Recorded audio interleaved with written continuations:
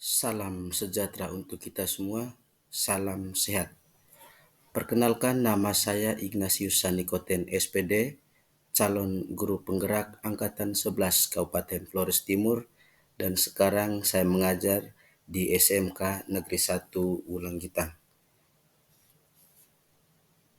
Kali ini saya akan memaparkan demonstrasi kontekstual tentang filosofi pendidikan Ki Hajar Dewantara. Tujuan pendidikan menurut Ki Hajar Dewantara. Tujuan pendidikan menurut Ki Hajar Dewantara adalah menuntun segala kodrat yang ada pada anak-anak agar mereka dapat mencapai keselamatan dan kebahagiaan yang setinggi-tingginya, baik sebagai manusia maupun sebagai anggota masyarakat. Dan pada dasarnya, pendidikan diibaratkan sebagai taman, tempat persemaian benih-benih kebudayaan dalam masyarakat. Dan kita sebagai pendidik mempunyai peran yang sangat penting dalam mencapai pendidikan sesuai dengan tujuan pendidikan Ki Hajar Dewantara.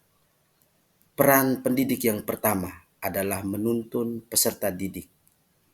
Peran pendidik yang kedua adalah berpihak pada peserta didik.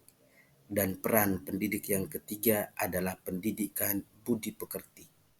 Berikut ini saya akan paparkan peran pendidik yang paling pertama, yakni menuntun peserta didik. Dalam menuntun peserta didik, pendidik harus memiliki 5 poin yang penting dalam menuntun peserta didik. Yang paling pertama adalah memahami kodrat anak. Setiap anak memiliki kodrat atau potensi bawaan yang unik. Tugas pendidik adalah memahami kodrat tersebut dan membantu anak untuk mengembangkannya secara optimal. Poin yang kedua, menciptakan lingkungan belajar yang kondusif.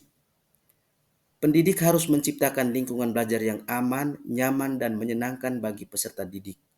Hal ini penting agar peserta didik merasa termotivasi dan bebas untuk belajar dan berkembang. Poin yang ketiga, memberikan bimbingan dan arahan. Pendidik harus memberikan bimbingan dan arahan yang tepat kepada peserta didik. Hal ini dapat dilakukan dengan berbagai cara, seperti melalui pembelajaran, pemberian tugas, dan konseling. Poin yang keempat, memfasilitasi peserta didik. Pendidik harus menyediakan berbagai fasilitas yang menunjang proses belajar peserta didik. Hal ini dapat berupa buku, alat tulis, media pembelajaran, dan teknologi informasi. Dan poin yang terakhir, poin yang kelima, adalah menjadi teladan bagi peserta didik. Pendidik harus menjadi teladan bagi peserta didik dalam setiap sikap dan perilakunya. Hal ini penting agar peserta didik dapat mencontoh dan meneladani nilai-nilai yang baik dari pendidiknya. Peran pendidik yang kedua adalah berpihak pada peserta didik.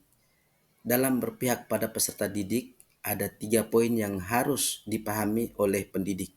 Yang pertama adalah memerdekakan peserta didik. Pendidikan harus membebaskan peserta didik dari paksaan dan tekanan dalam belajar. Mereka harus didorong untuk belajar secara mandiri dan kreatif, sesuai dengan minat dan bakat mereka. Kemudian poin yang kedua adalah menghormati kodrat alam dan kodrat zaman. Maksud daripada poin ini adalah pendidikan harus selaras dengan kodrat alam dan kodrat zaman. Artinya, pendidikan harus mempertimbangkan kemampuan dan kebutuhan peserta didik, serta perkembangan zaman yang terus berubah. Poin yang ketiga adalah tutwuri handayani. Maksud daripada pernyataan ataupun poin tutwuri handayani ini adalah guru harus berperan sebagai pembimbing dan pengayom, bukan sebagai penceramah atau pengawas. Peran pendidik yang ketiga adalah pendidikan budi pekerti. Dalam pendidikan budi pekerti ini, ada 3 poin yang harus dipahami oleh para pendidik. Yang pertama, membentuk manusia yang berkarakter mulia. Maksud daripada membentuk manusia yang berkarakter mulia menurut pemikiran Ki Hajar Dewantara adalah pendidikan budi pekerti bertujuan untuk menanamkan nilai-nilai moral dan karakter yang baik pada anak-anak, seperti kejujuran, tanggung jawab, disiplin, kasih sayang, dan rasa hormat. Poin yang kedua adalah mempersiapkan anak untuk hidup di masyarakat.